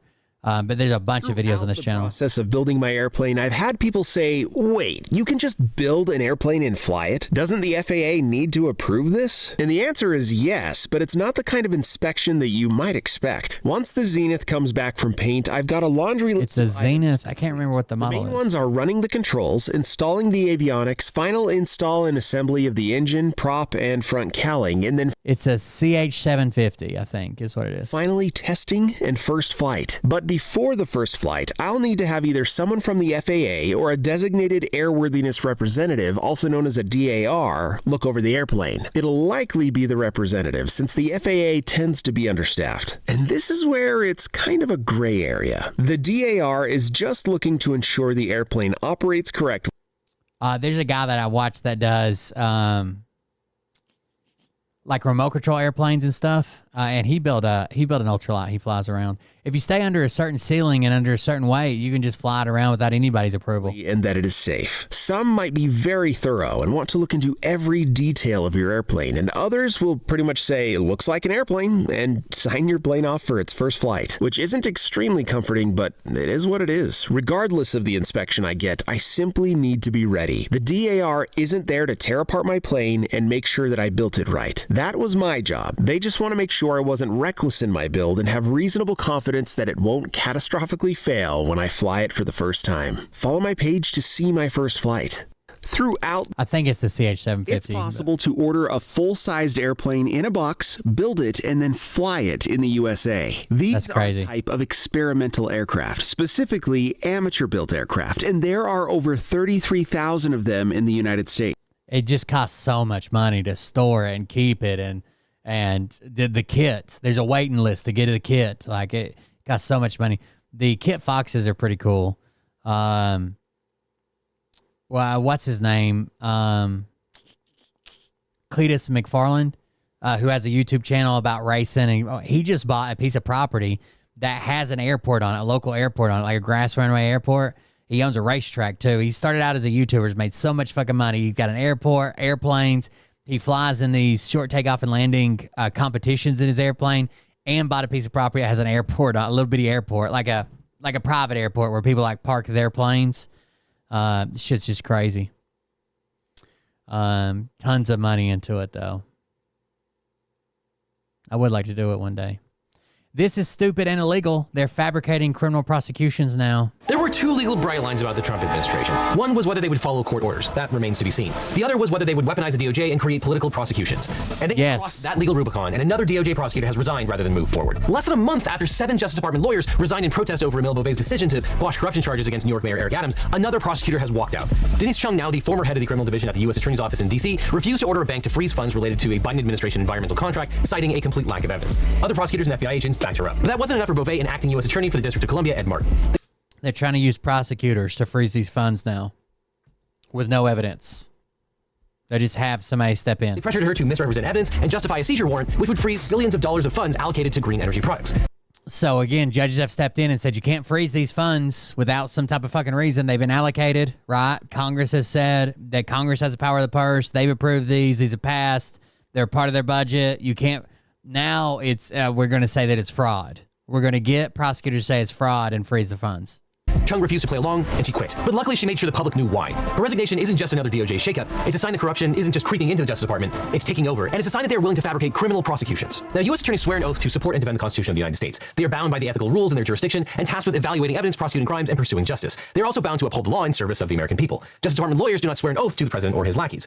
But President Trump apparently sees it differently. He recently installed interim U.S. Attorney Ed Martin and acting Deputy Attorney General Emil Beauvais as his enforcers at the Justice Department, and so far, they have delivered. As we've talked about, as a criminal defense lawyer, Beauvais, before he was the acting Attorney General, represented Trump in his election obstruction, classified documents, and hush money cases. And as we've also talked about now that he's the ODAG, Beauvais ordered prosecutors to drop corruption charges against Mayor Adams in exchange for political favors. Martin, meanwhile, is a Trump loyalist who still falsely claims that Trump won the 2020 election. And like Beauvais, Ed Martin doesn't see his job as upholding law, he sees it as protecting Trump. He made that clear when he declared, quote, "As President Trump's lawyers, we are proud to protect his leadership as our president, and we are vigilant in standing against entities like the AP that refuse to put America first." Now, in a normal administration, Justice Department attorneys are not the president's lawyers. And Martin has also pledged his troth to Elon Musk. When Wired identified the men who are part of Musk's Doge harem, which is not illegal, Musk asked Martin to criminally prosecute reporters. Martin swore to chase Doge's critics, quote, "to the end of the earth." And Martin also to chase Doge's critics to the end of the earth. He swore to chase Doge's critics to the end of the earth.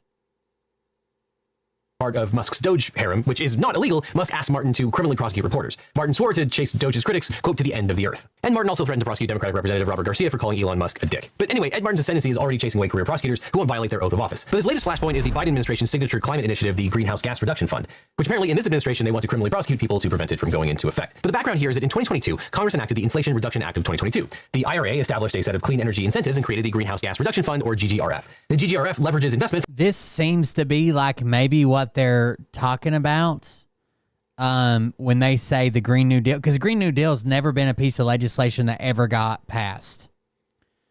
During the Inflation Reduction Act, they did pass some green energy stuff in it, but that wasn't what it was, right? But they always talk about this Green New Deal. There's never been a Green New Deal that's ever passed anything. From public and private lenders, quote, to invest in clean energy technologies such as solar panels and heat pumps through community lenders. In 2024, the Biden administration ran 2 competitions to allocate the money and awarded $20 billion to 8 selectees. And the old EPA website let you, quote, read what the 8 selected applicants have committed to deliver on their application packages. However, now that Trump is in office, that information has been removed. So much for transparency. But Trump and his allies have also taken a hard... Here's Ed Martin's quote. You ready for it? It says, Martin's letter acknowledged Musk and Doge staffer Steve Davis had sounded an alarm over individuals and networks who appear to be stealing government property and or threatening... sorry, I had to pop up. And or threatening government employees. The attorney recently appointed by President Donald Trump vowed to find those responsible and hold them accountable. Here's his quote. Please let me reiterate again. If people are discovered to have broken the law is one thing, or even acted simply unethically, we will investigate them and we will chase them to the end of the earth to hold them accountable. We will not rest or cease in this. This is because we figured out who all the 20-year-old Doge people were. And reporters were like posting about him. Like, this is big balls. Here's all his fucking views on Indian people. And Elon Musk asked Ed Martin, interim U.S. attorney for the District of Columbia, to prosecute them. And he's like, oh yeah, we'll chase them to the end of the earth. That's crazy. Line on climate change, and that line is that climate change does not exist. I wish you could go to Greenland, watch these huge chunks of ice just falling into the ocean, raising the sea levels. And you don't know whether or not that would have happened with or without man. You don't know. Well, you're scientists at NOAA we have and NASA. scientists that disagree with that. But instead of asking Congress to repeal the IRA, the Trump administration wants to funds and prosecute the grant recipients. Enter Lee Zeldin, Trump's new EPA administrator. Prosecute grant recipients. But instead of asking Congress to repeal the IRA, the Trump administration, which would be fine, right? We need to repeal this right now, get the votes, repeal it, and then everything that's been paid out, too bad, but future payments, whatever, right? They're not going through. wants to claw back the GGRF funds and prosecute the grant recipients. Prosecute the recipients. All they did was receive a grant from the government. Enter Lee Zeldin, Trump's new EPA administrator. Zeldin has been on the job for less than a month, but he looked into it and, surprise, he found fraud. Fortunately, my awesome team at EPA has found the gold bottles. Shockingly, roughly $20 billion of your tax dollars were parked at an outside financial institution by the Biden EPA. His smoking gun? A contract between the EPA and Citibank. The EPA had signed a financial agent agreement, or FAA, with Citibank to distribute the funds. Now, an FAA is a contract that designates a financial institution to act on behalf of the government in managing and dispersing federal funds. Zeldin said the use of the FAA was improper and unprecedented. And although it is true the EPA had never used an FAA before, the government has used these contracts for centuries. In fact, the Treasury Department has an entire section dedicated to utilizing FAAs. It's called the Bureau of Fiscal Services. But Zeldin accused the Biden administration of, quote, purposely designing the agreement with Citibank to obligate the money in a rush job with reduced oversight, because Biden was, quote, rushing to get billions of your tax dollars out the door before Inauguration Day. But on its face, there was absolutely nothing nefarious about the process or the timeline. Congress passed a law, President Biden executed the law by selecting the organizations to receive the funds, and the funds were sent to Citibank to be dispersed. And as for the timeline, the Inflation Reduction Act gave the EPA a deadline of September 30th, 2024 to award funding to the recipients, and the EPA signed the contract with Citibank in April of 2024, 9 months before Inauguration Day. But even if the Biden administration was concerned about getting these funds out before Inauguration Day, I wonder what they could have been concerned about. The Trump administration has a long history of dispersing funds that have been allocated by Trump administration violated the law by withholding Ukraine aid, Government Accountability Office says, the GAO. Congress, right? Donald Trump would never impound billions of dollars worth of Oh no, they popped up everywhere. congressionally allocated funds, right? But where other people see laws and deadlines, Zeldin saw gold bars. The financial agent agreement with the bank needs to be instantly terminated, and the bank must immediately return all of the gold bars that the Biden administration tossed off the Titanic. Now, Zeldin's gold bars comments comes from a disreputable source, Project Veritas, the right-wing group that uses deceptively edited videos to make outlandish and false claims about left-wing groups. Project Veritas has lost multiple defamation cases for making false claims, and its founder, James O'Keefe, pleaded guilty to unlawfully entering federal property as part of one of his sting operations. So anything Project Veritas does should be taken with a huge grain of salt. In this instance, Project Veritas obtained a video of an ex-EPA official who thought he was on a date, saying that the Biden administration was, quote, trying to get the money out as fast as possible before they come in and stop it all. It truly feels like we're on the Titanic and we're throwing... What if he's on a date? What if he's just trying to make his job sound cooler? Like, get like gold bars off the edge. Now, that remark was open to interpretation. It didn't mention the GDRF funds. Maybe it was excitement over a government windfall or urgency to fund green energy projects before potential Biden loss. And of course, fears the Trump administration would come in and stop it all were incredibly well founded. But Zeldin twisted it into something more sinister, declaring it proof of a criminal conspiracy and wire fraud. And acting on that flimsy pretext, Zeldin announced the EPA would claw back $20 billion in funds held at Citibank. And the very next day, the money was frozen. And yes, this is yet another case of the Trump administration illegally impounding congressionally approved funds, which is illegal. And multiple states and organizations have sued to stop Trump from canceling grants and reclaiming money, and legal battles continue. But Trump didn't stop at impoundment, not with... Oh, I do have a major health scare to tell you guys about after this video. Don't leave. You're going to need to hear this. It's that big. Martin riding shotgun in D.C.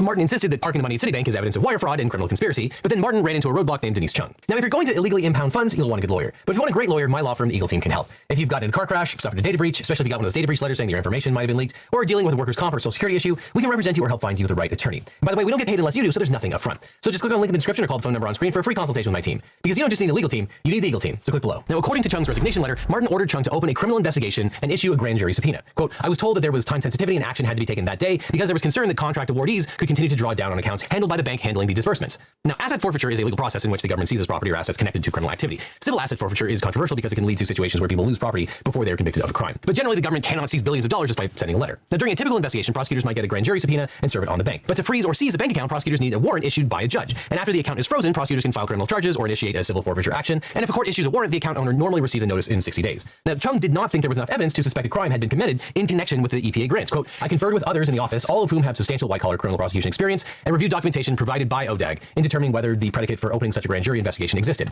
Despite assessing that the existing documents on their face did not seem to meet this threshold, an ODAG representative stated that he believed sufficient predication existed, including in the form of a video where statements were made by a former political appointee of the executive agency in question. So an unnamed person in Beauvais' office told Chung that the Project Veritas video was enough to meet the standard. After further discussion, lawyers in Beauvais' office agreed that they could achieve their goal by sending a letter asking but not requiring Citibank to freeze the funds. Chung took point on this process by getting in touch with the Washington field office of the FBI. Quote, the FBI WFO supervisor, as well as other FBI WFO managers, pressed her about what, quote, possible criminal charges might be applicable, as well as the sufficiency of the evidence of any criminal offense or the connection of any alleged crime to the accounts at issue. In other words, the lack of evidence justifying seizure and forfeiture was still a core problem, and the FBI wanted assurances from Chung that there was enough evidence to proceed. And that's when things apparently came to a head. When Chung sent a draft freeze letter to Beauvais for his review, he asked her to... Yeah, Trump shut down the prosecution of a Dinka, D-E-N-K-A, plant and called it part of its plan to eliminate DEI, because under DEI is environmental justice. Include this language, quote, the government has probable cause to believe that the funds on deposit in the above referenced accounts at named bank are subject to seizure and forfeiture to the United States based upon violations. Chung disagreed, quote, I subsequently informed Martin that the suggested language was not appropriate to the matter at hand. That's when apparently everyone went into CYA mode. FBI officers in Washington consulted with lawyers in their DC field office. They informed Chung that, quote, despite expressing some concern about the current lack of evidence of any apparent crime, they were willing to send out a freeze letter to Citibank, but only if Chung confirmed in writing that, quote, there was possible evidence of certain criminal violations. At this point, Chung and the FBI... So they want the bank, they want this person, prosecutor, to say, hey, there's evidence that this is fraud, you need to freeze that account, blah, blah, blah, until Trump can claw it back or whatever. But these were legally awarded contracts, and they want to prosecute the recipients. Or grants, I should say, not contracts. Officers were under serious pressure, and they decided to send a letter asking but not demanding Citibank freeze the account. Chung emailed the FBI field office the following statement, quote, based upon the information we received from Beauvais and public source materials, including a video of statements by a former executive agency official, USAO DC believes there may be conduct that constitutes potential violations of 18 U.S.C. 371, conspiracy to defraud the United States, and 18 U.S.C. 1343, wire fraud that merits additional investigation. The FBI then, quote, issued a letter to the bank recommending a 30-day administrative freeze on certain assets. But Martin and Beauvais were not happy. They didn't want a recommendation letter, they wanted the bank to freeze the account. Martin told Chung to send a second letter, quote, ordering the bank not to release any funds in these subject accounts pursuant to a criminal investigation. Told them directly. No, you need to send it and tell them no to freeze it. Not recommend, freeze it.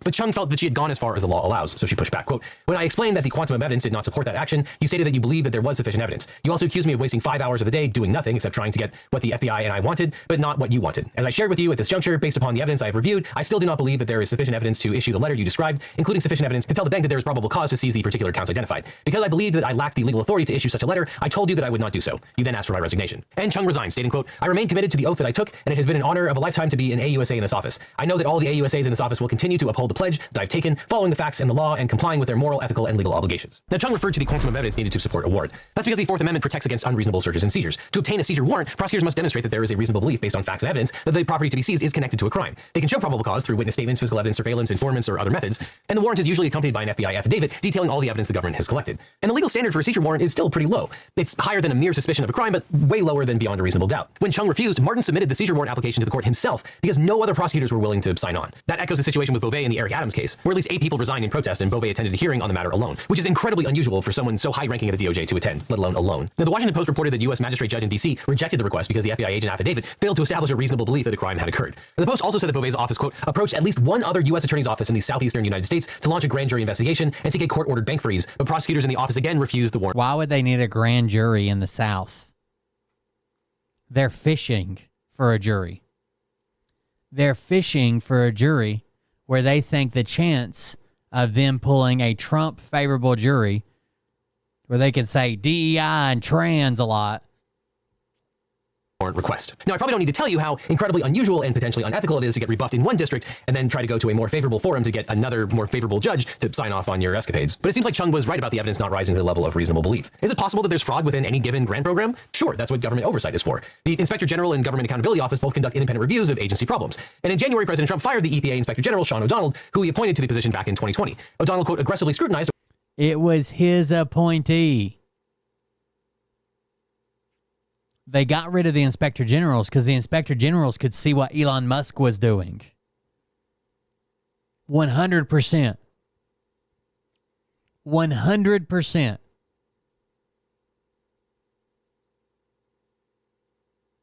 Within their departments, they basically don't have limits. And they talk to other inspectors general. They didn't want them to see what Elon Musk was doing within these agencies.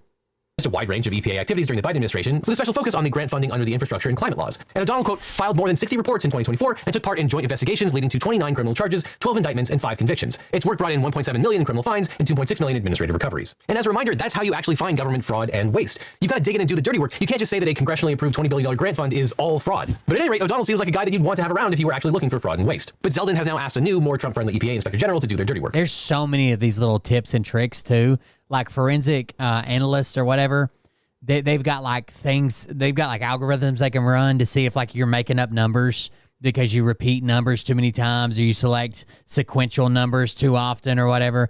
But this is shit that a bunch of 20-year-olds and fucking Elon aren't doing.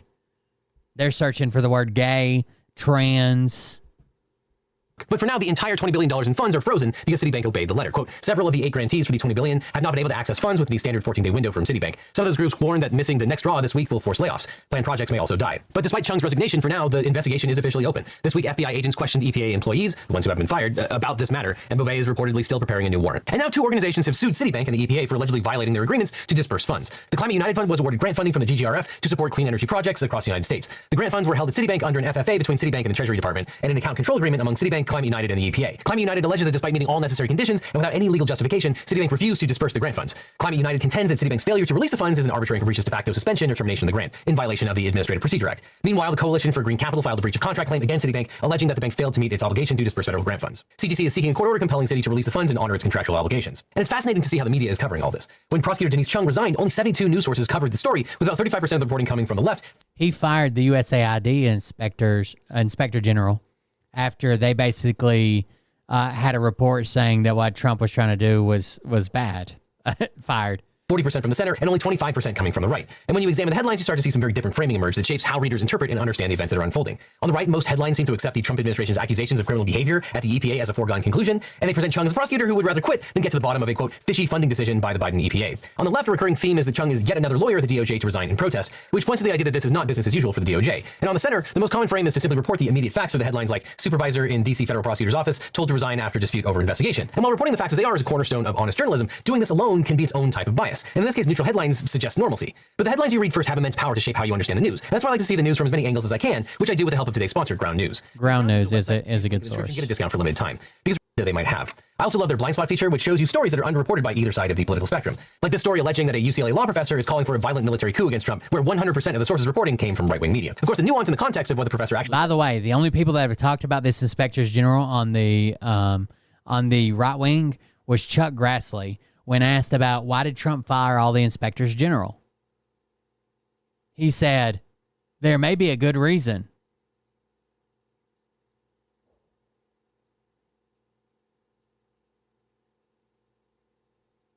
Said went right over their heads. But analysis like this helps explain why we often talk past each other and why some people seem hyper-focused on what to others seems like complete nonsense or fake news. But all this is why Ground News is my favorite way to get the news. And as a legal eaglet, you can save 40% off the Ground News Vantage subscription by scanning the code that's on screen right now or clicking on the link down below. This subscription gives you unlimited access to every feature, including the Bias Insight tool and the blind spot feed. And by subscribing, you'll support an independent news platform working to make the media landscape more transparent. So click on the link below or scan the code today. And after that, click on this link over here for more Legal Eagle, or I'll see you in court.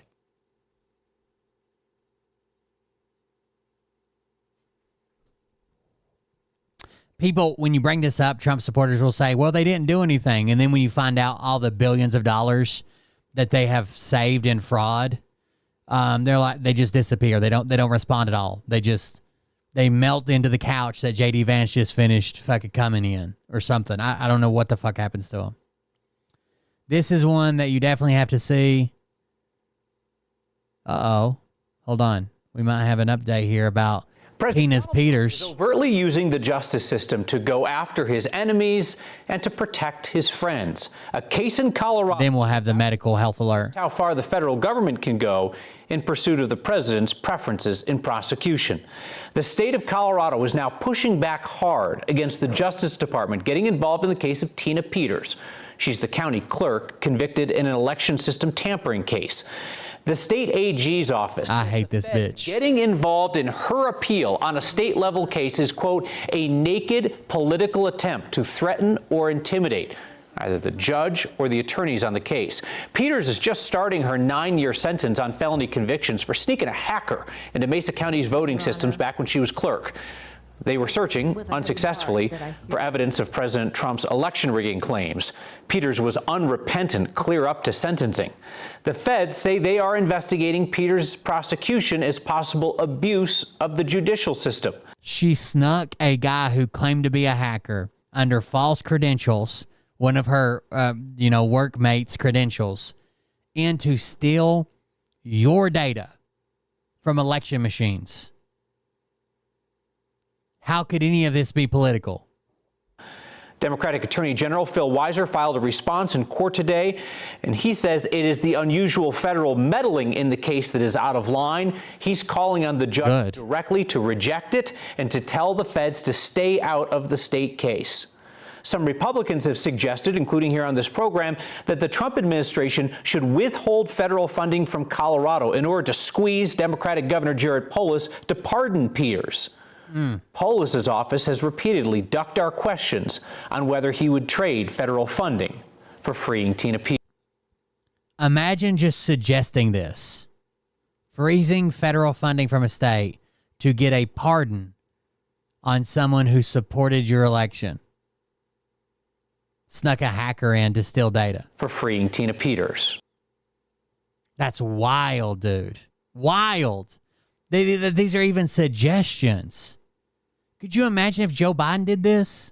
If Joe Biden held all the funds from Tennessee because somebody that he knows broke into an election center and stole the data off the machines.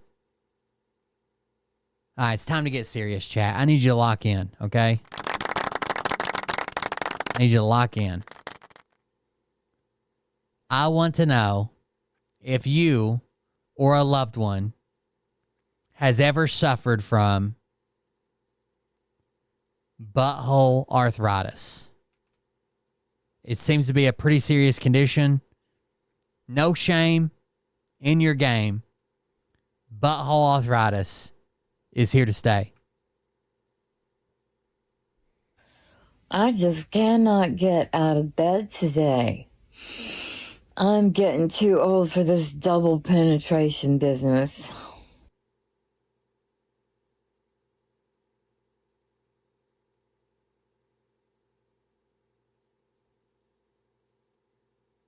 Excuse me? I'm getting too old for this double penetration business. Double penetration. Google that, chat. I don't know what it means. Can somebody Google that for me? What is double penetration? Hey, I'm getting too old for this double penetration business. Now it's raining, and the arthritis in my butthole hurts something fierce. Now it's raining, and the arthritis in my butthole hurts something fierce. Business. Now it's raining, and the arthritis in my butthole hurts something fierce. Please book a cameo. Link in bio.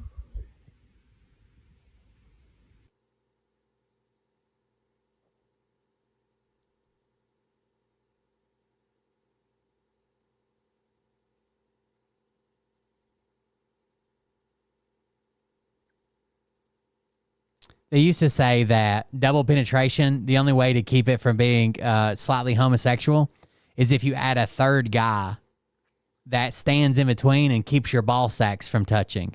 Like one of them's got the front door, one of them's got the back door. You have a third guy who kneels and keeps your ball sacks from slapping each other. I don't know if that's true. Makes sense, right? Makes sense. Seems like a hell of a job for one of your buddies to hang out and do. I don't know. Bad news for Elon Musk. He picked a fight. Oh, one more thing. If I, in general, want people to eat more fast food, and I go to Burger King, and I go to Wendy's, and I go to Long John Silver's, and I go to McDonald's, and I have all this fast food, and I say, look, fast food is getting better. Try fast food today. That is very, very, very, very different from going just to McDonald's, buying McDonald's food and bringing it here and saying, the radical left lunatics have been very mean to McDonald's. You should buy McDonald's. I'm thinking about investigating anybody that protests McDonald's or doesn't like it. McDonald's will arrest them. You should buy McDonald's. People are now showing Joe Biden's EV summit where he had like a Hummer and a Jeep and stuff featured at the White House while they were trying to pass a law about electric vehicles, and they had a full EV summit, and somehow comparing that to Trump trying to peddle Teslas from the White House.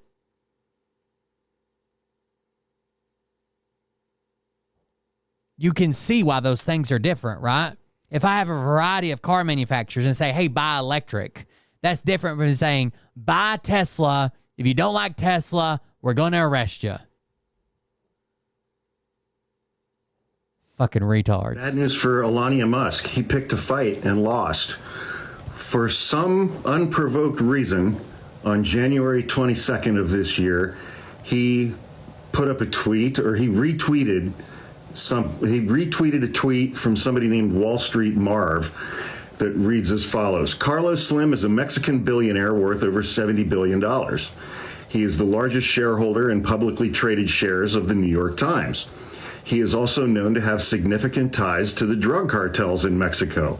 You don't become a billionaire in Mexico without being part of the network that is controlled and protected. That's right, key grip. New York Times knows who their owners are connected to and are pushing the narrative that supports Carlos Slim's business interests and partners, meaning that he's alleging that the New York Times gives favorable press to Mexican drug cartels. Anyway, Mexican billionaire Carlos Slim saw that tweet and canceled $7 billion from a $22 billion Starlink contract that he had with Elon Musk. And within an hour... Ooh. He canceled the full amount of that contract, $22 billion, and is now... Ooh, that's gotta hurt. Billion with a B? Billion with a B? 22 billion hurts even Elon Musk's pocket. From a $22 billion Starlink contract that he had with Elon Musk. And within an hour, he canceled the full amount of that contract, $22 billion, and is now awarding those contracts to other vendors. I love that Elon Musk just retweeted some conspiracy theory bullshit, and it cost him $22 billion. Because obviously, Carlos Slim, as an investor in the New York Times, does not have control over editorial content in the New York Times. He doesn't call them up and say, hey, can you guys run some positive stories about the Mexican drug cartels? But this is real world consequences for Elon. He retweeted something, it's just a retweet, and it cost him $22 billion. I love that. Carlos Slim is a telecommunications magnate. He acquired a stake in the New York Times during the financial crisis of 2008-2009 when everything was all to shit. He has no editorial process in it. It says by 2015, at the time, the newspaper was facing serious financial problems, and Slim took the opportunity to invest $250 million in the form of loans and warrants. By 2015, he exercised call options that made him the largest individual shareholder with 17% of the Class A shares, although without editorial control over any of the media. In 2017, Slim reduced his stake to 8%, selling half of his shares at market price. The investment was highly profitable. The shares, which were less than $5 in 2009, reached $18.60 in 2017, according to the Financial Times. He has a fascinating history. I see nothing here about drug cartels, imagining that if he indeed has zero ties to drug cartels, he'd be very bothered by someone like Elon Musk. And Elon Musk just fucking retweets crazy shit as long as it supports him. This guy's a Mexican business magnate, investor, and philanthropist. He's one of the richest people in the world. He's so fucking stupid. Anyways, thank you guys for joining us. I'm out of here. I'm going to go rest up. My shoulders are fucking aching already just from sitting here. I shouldn't have. I had to dig a hole all day today. So thank you guys for joining us. Thank you for being here. I'll try to be in here early tomorrow. No holes to dig tomorrow. We'll see if we can get in here earlier. Thank you all. I appreciate it. And we'll see you back in the next one. Have a good night. Love you. See you. Bye. Support the show while we're offline, please. Coldbeer.fund. But I can tell you this about if this douchebag happens to see this particular show, you don't have the fork and balls to call out the people on this planet by name and tell them exactly who they are and tell them the rest of the world who they are. You don't have the fork and balls. You don't have the balls. We've just never had anybody come in and blatantly test the system in the most corrupt way. Like, any president could have done this. They could have come in and just tested the constitutional authority from the get-go, right? Fire anybody, fuck everybody else, award all the contracts to their friends. We've just never had anybody do it this way. You better buckle up, cause you ain't seen none yet. And they say that I'm a lunatic. Well, listen, bitch. Thanks, Jilly's mom. Appreciate it. 6 cents for the stupid shit. Where my true believer? Y'all need Jesus. Praise the Lord, head to the extreme. All these false fucking prophets who profit off of gossip. Worshipping drums, cocking, begging for a throat deposit. Swinging fucking meat hammers like fool in a thong. He's strapped to the shaft, eating his chest like he's King Kong. Starving for attention, I'ma make your gut burst. I'll be your huckleberry, I can quench that thirst. This week, the House just barely approved President Trump. What's next? Trump in a dress, fucking Flynn on his desk. A retard in a vest, climbing up 5G towers. Cause you told him if he did, he'd get fucking superpowers. Here we go, I think I started some shit. Piss him off, it's about to get lit. Get the place in the bets, you know that stage is set. You better buckle up, cause you ain't seen nothing yet. Here we go, I think I started some shit. Piss him off, it's about to get lit. Get the place in the I also forgot to eat today. I gotta go home and eat. You better buckle up, cause you ain't seen nothing yet. I used to find clues too when I was high on shrooms. I found myself a tunnel that led to Jason Q's bedroom. Open his closet, I found some of his meat rockets. I strapped them to my shoes and then I flew through the roof. I found myself in orbit strapped to an F-16, high on amphetamine with Trump in between. Put on a light coat of baby oil and saluted the troops. He tapped me on the shoulder and said, "This is gonna be it." Whoa, wait. Stop. What? I'll get my files. Wait, what are you doing? Stop. Fucking stop. Dude, come on. Good night, guys. This arm's an alcoholic. Give me a... Oh, my God. Damn it.